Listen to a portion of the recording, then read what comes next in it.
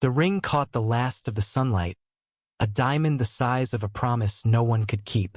Ethan Caldwell knelt on the cracked pavement of Central Park, his heart pounding louder than the city's hum, while Jamie Torres stared down at him, frozen, as if the world had stopped spinning. 3 words, "Will you marry me?" hung in the air, reckless, absurd, and impossibly real. Ethan, a 35-year-old tech billionaire, had built his empire on calculated risks, but this was madness. He'd seen Jamie an hour ago, sitting cross-legged on a park bench, sketching the skyline with a pencil stub. Something about Jamie's quiet intensity, those deep brown eyes, the way his calloused fingers moved with purpose, had stopped Ethan mid-stride. He'd spent his life chasing control, but in that moment he surrendered to a whim. Jamie, 28, had no idea who Ethan was. To him, the man in the crisp navy suit was just another stranger in a city that chewed up dreamers and spat them out. Jamie had been homeless for 3 years, his life a blur of shelters, soup kitchens, and the occasional kind glance. He'd learned to distrust kindness. It usually came with strings. But Ethan's eyes held no pity, only a spark of something Jamie hadn't felt in years: hope. "Why me?" Jamie's voice cracked, barely above a whisper. His sketchbook lay open beside him, pages filled with intricate drawings of a city that had forgotten him. Ethan didn't have an answer, not a logical one. "Because you're you," he said, the words clumsy but honest. "I saw you, and I couldn't walk away." The park buzzed around them. Joggers, dog walkers, a street musician playing a soulful tune on a saxophone. Jamie's gaze darted to the ring, a platinum band with a single, flawless diamond. It was worth more than anything he'd ever owned, including the dreams he'd buried long ago.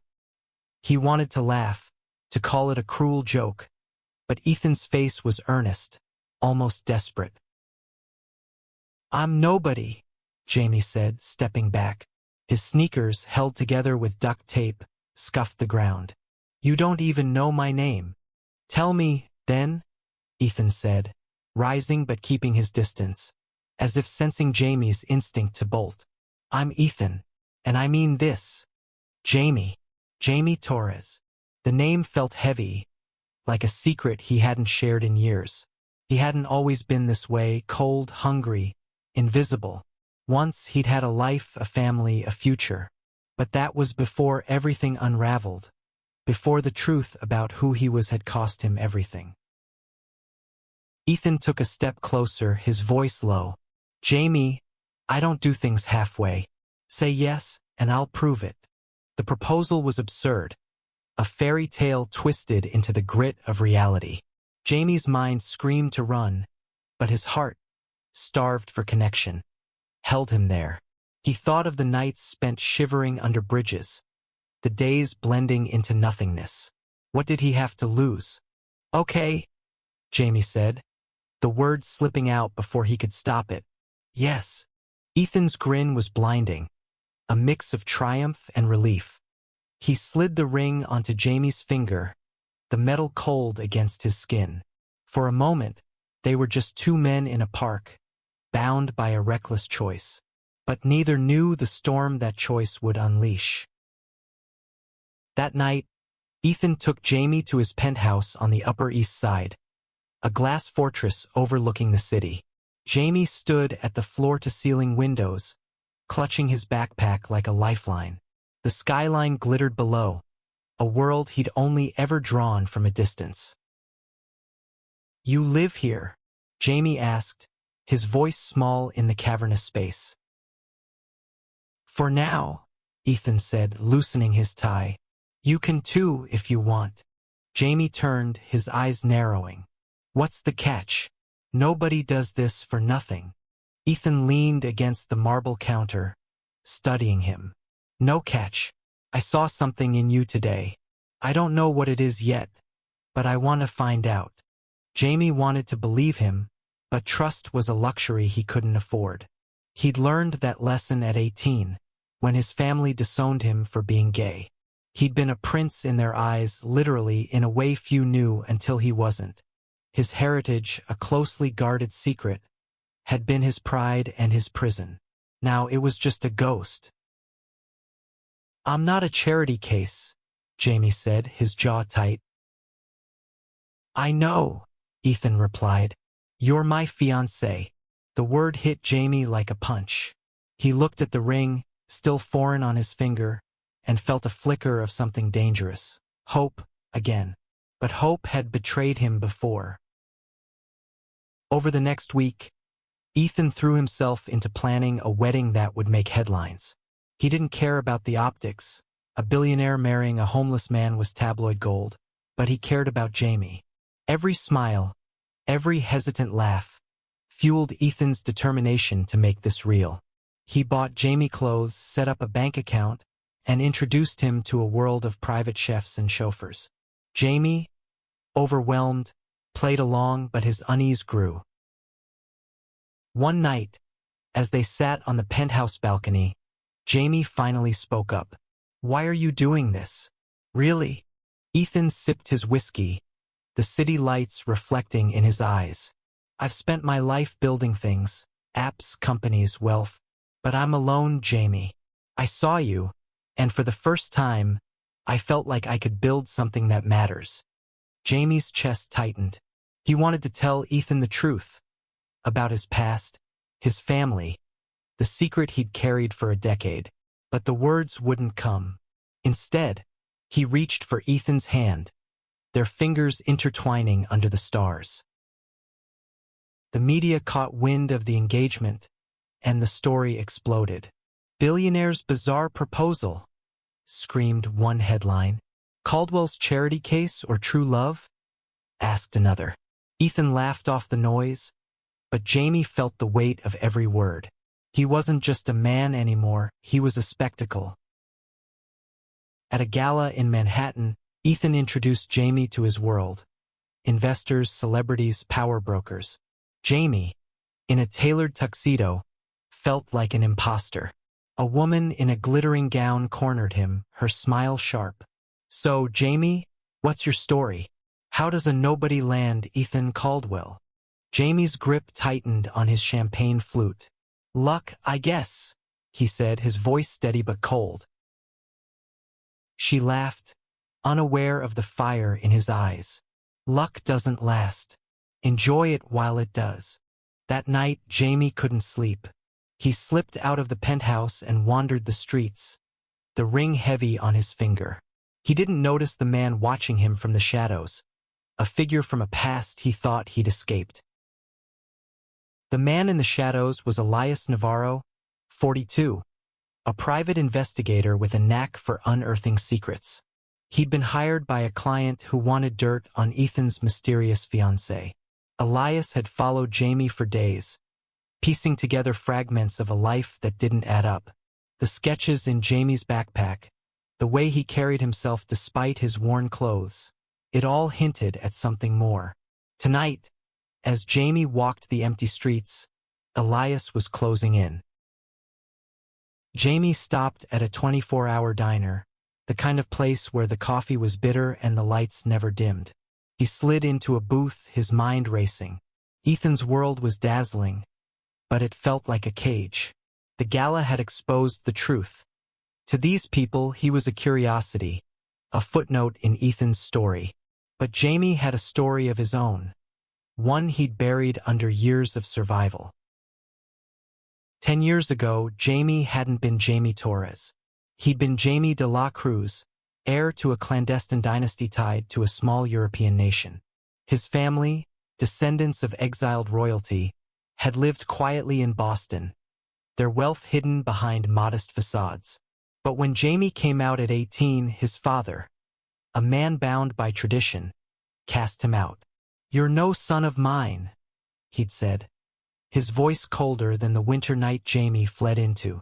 The name de la Cruz was stripped from him, along with his inheritance, his identity, his home. Now, sitting in the diner, Jamie traced the edge of the ring Ethan had given him. He didn't know if he could love Ethan. Not yet, but he wanted to try. For the first time in years, he felt seen. But the past was a shadow he couldn't outrun. Elias slipped into the diner, his camera hidden in his coat. He snapped a photo of Jamie, alone, lost in thought. The client, a rival tech mogul named Vanessa Klein, wanted leverage against Ethan. She'd built her own empire, but Ethan's company was a threat, and his engagement was a vulnerability. "Find me something," she told Elias. "Anything." Back at the penthouse, Ethan was restless. Jamie's absence gnawed at him. He'd grown used to the quiet moments. Jamie sketching in the morning light, the way his laughter softened the edges of Ethan's world. But Jamie was pulling away, and Ethan didn't know why. He poured another whiskey, staring at the city below, and made a decision. He'd hire his own investigator, not to dig into Jamie's past, but to protect him. Ethan sensed the vultures circling, and he wasn't about to let them win. The wedding plans accelerated, a whirlwind of designers, planners, and press. Ethan wanted it to be perfect, a statement to the world that this wasn't a stunt. Jamie, though, felt the pressure mounting. Every fitting, every interview was a reminder of how little he belonged. Yet, when Ethan looked at him, eyes full of conviction, Jamie felt a spark of courage. One afternoon, they visited a venue in the Hudson Valley, a sprawling estate with rolling hills and a glass-walled ballroom. As they walked the grounds, Ethan took Jamie's hand. "This could be us," he said, gesturing to the horizon. "A fresh start." Jamie's throat tightened. "You don't know me, Ethan." "Not really." "Then tell me," Ethan said, stopping to face him. "Whatever it is, I can handle it." Jamie wanted to confess everything. The exile, the royalty, the shame that still burned in his chest. But before he could speak, a car pulled up, and a woman stepped out. Vanessa Klein, 40, all sharp edges and calculated charm, approached with a smile that didn't reach her eyes. "Ethan, darling," she said, ignoring Jamie, "I heard about your unconventional engagement. I had to see it for myself." Ethan's jaw tightened. "Vanessa, this is Jamie, my fiancé." Vanessa's gaze flicked to Jamie, assessing. "Charming. You must have quite a story, Jamie." Jamie met her stare, his voice steady. "I'm just a guy who said yes." Her laugh was sharp, like glass. "We'll see how long that lasts." As she walked away, Jamie felt a chill. He didn't know Vanessa, but he knew her type. People who saw love as a weakness to exploit. That night, he dreamed of his father's voice, echoing the same disdain. Elias's investigation deepened. He traced Jamie's movements back to Boston, where old records hinted at a family with unusual wealth and secrecy. A contact in Europe sent him a file. The de la Cruz family, tied to a defunct monarchy, had vanished from public view decades ago. But there was a son, Jamie, who'd disappeared at 18. The pieces were falling into place, and Elias knew this was bigger than Vanessa's vendetta. He confronted Jamie outside a shelter where Jamie still volunteered, unable to let go of the community that had kept him alive. "I know who you are, Jamie de la Cruz," Elias said, his voice low. "You're not just some drifter." Jamie's heart stopped. "You've got the wrong guy." "Am I?" Elias pulled out a photo, an old family portrait from Boston, a teenage Jamie standing beside a stern man in a suit. "Your family's looking for you, and they're not happy about this engagement." Jamie's hands shook. "Leave me alone." "I can't," Elias said. "But you should know, Vanessa Klein's not the only one watching. Your past is catching up." That night, Jamie sat on the penthouse balcony, staring at the ring. He'd run from his family to escape their judgment, but now it was closing in. And Ethan, kind, reckless Ethan, was caught in the middle. Jamie didn't know if he could protect him, but he knew he had to try. The city never slept, but Jamie hadn't either. Elias's words haunted him. a reminder that his past wasn't just a shadow, it was a predator. He hadn't told Ethan about the encounter, but the weight of it pressed on every moment they shared. Ethan noticed the change. Jamie's smiles were rarer, his silences heavier. At a charity event in Brooklyn, Ethan pulled him aside, away from the glittering crowd. "Talk to me," he said, his voice soft but firm. "You're slipping away." Jamie looked into Ethan's eyes, searching for a reason to trust. "There's things about me you don't know, things that could hurt you." "Then let me in," Ethan said, his hand on Jamie's cheek. "I didn't propose to a perfect story. I proposed to you." The words broke something in Jamie. He wanted to spill everything, but fear held him back. Instead, he leaned in, kissing Ethan with a desperation that said what words couldn't. For a moment, the world was just them, two men fighting for something real. But the world had other plans. Vanessa Klein's campaign against Ethan intensified. She leaked rumors to the press, painting Jamie as a gold digger, a con artist. Blogs speculated about his past, digging into the mystery of the homeless fiancé. Ethan brushed it off, but Jamie felt the walls closing in. He wasn't just hiding from his family now. He was hiding from a city that loved a scandal. Elias met Vanessa at her sleek office in Midtown, a glass tower that rivaled Ethan's. He slid a folder across her desk. "Jamie de la Cruz," he said, "exiled heir to a minor European royal line, disowned at 18 for being gay. He's been off the grid ever since." Vanessa's eyes gleamed. "Royalty? Oh, this is better than I hoped." Ethan's little fairy tale just got interesting. "There's more," Elias said. "His family's still active. They've got influence, money, and a grudge. They want him back or silenced." Vanessa leaned back, calculating. "Perfect. We use this. Leak it to the press, stir up the family. Ethan's distracted, his stock tanks, and I swoop in." Elias hesitated. He'd seen Jamie at the shelter, handing out blankets, his face soft with kindness. "He's not a bad guy, Vanessa. Maybe let this one go." She laughed. "Sympathy's not my style, Elias. Get it done." Jamie's family hadn't forgotten him. In a Boston mansion, his father, Mateo de la Cruz, 60, read the tabloids with a scowl. The engagement was an embarrassment, a stain on their legacy. Mateo had spent years rebuilding their influence, leveraging their royal blood for political clout. Jamie's rebellion had been a betrayal. His public reappearance was a threat. Mateo called his daughter, Sophia, 32, his trusted confidant. "Find him," he said. "Bring him back. He needs to remember who he is." Sophia, sharp and loyal, didn't share her father's cruelty, but she understood duty. She'd loved Jamie once before he was cast out. Now she was torn between family and the brother she'd lost. She booked a flight to New York, determined to see him herself.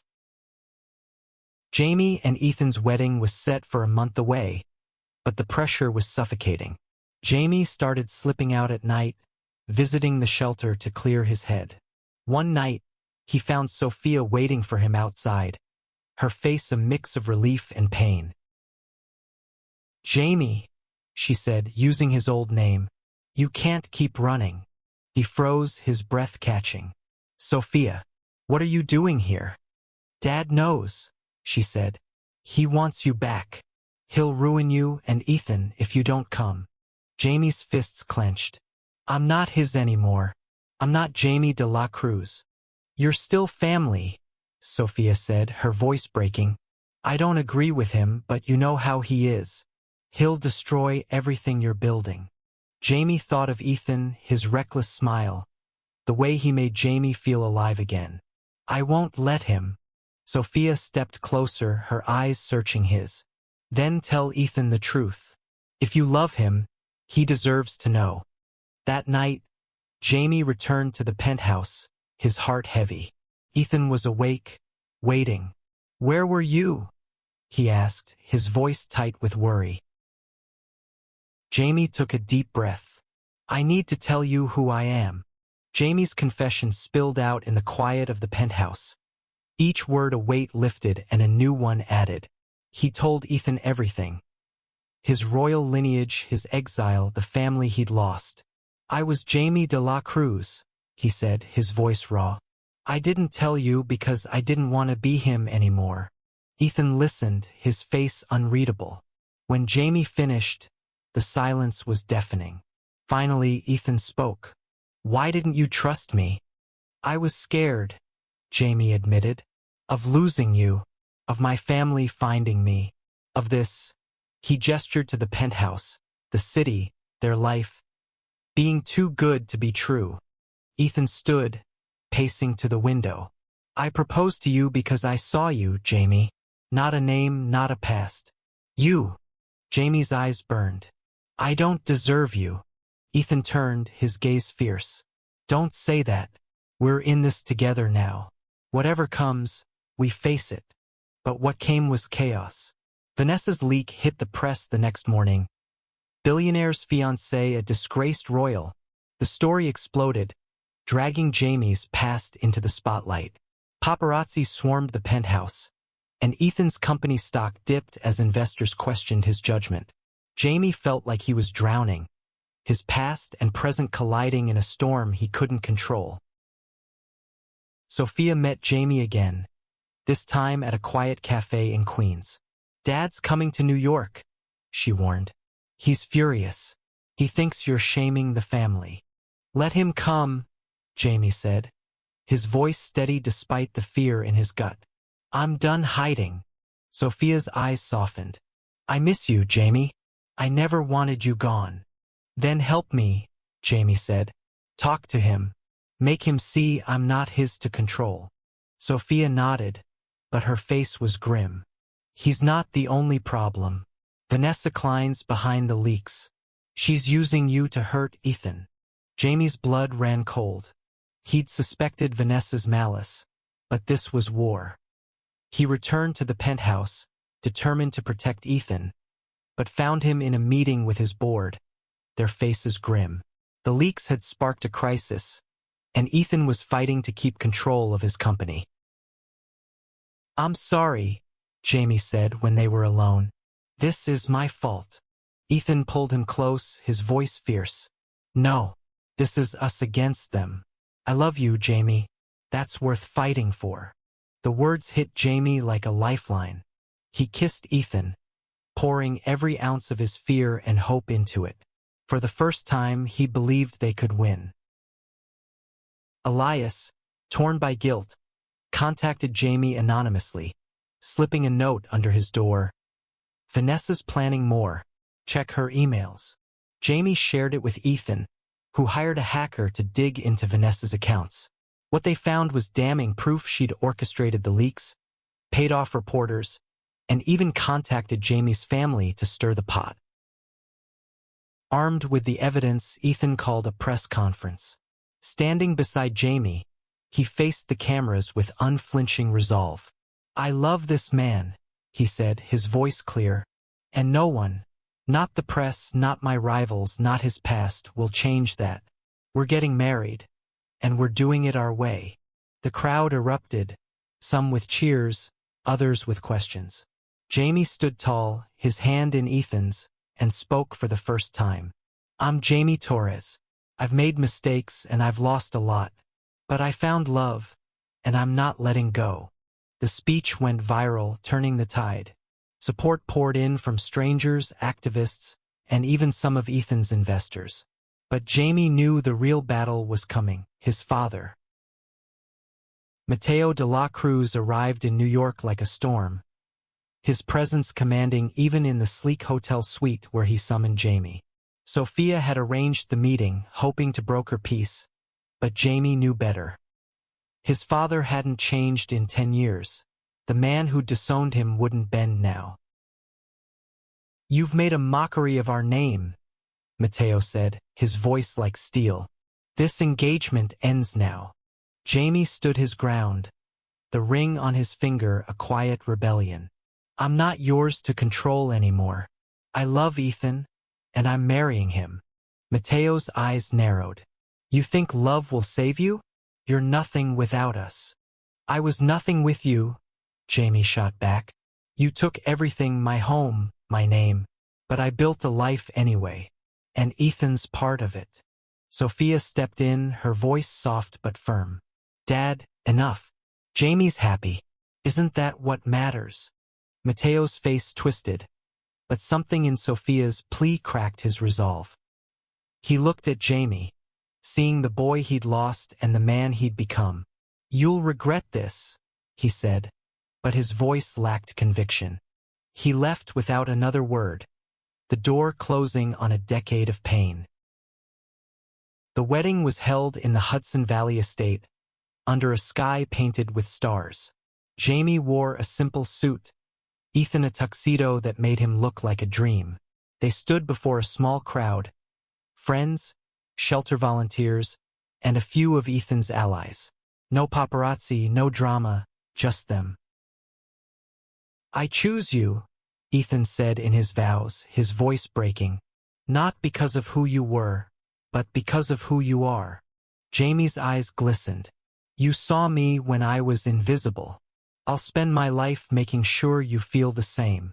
They kissed, and the crowd cheered, the sound echoing across the hills.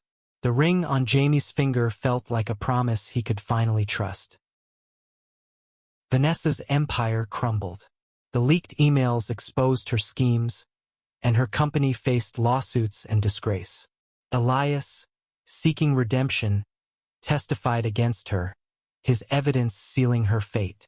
Jamie forgave him, knowing the man had been caught in a game bigger than himself. Jamie and Ethan settled into a quieter life, splitting their time between the penthouse and a small house upstate. Jamie started an art program at the shelter, teaching kids to draw their dreams. Ethan, inspired, launched a foundation to support homeless youth with Jamie at his side. One night, as they lay in bed, Jamie traced the lines of Ethan's face. You changed my life, he said.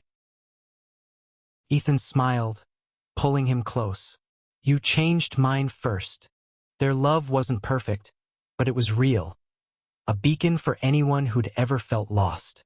And in a world that tried to tear them apart, they'd built something unbreakable.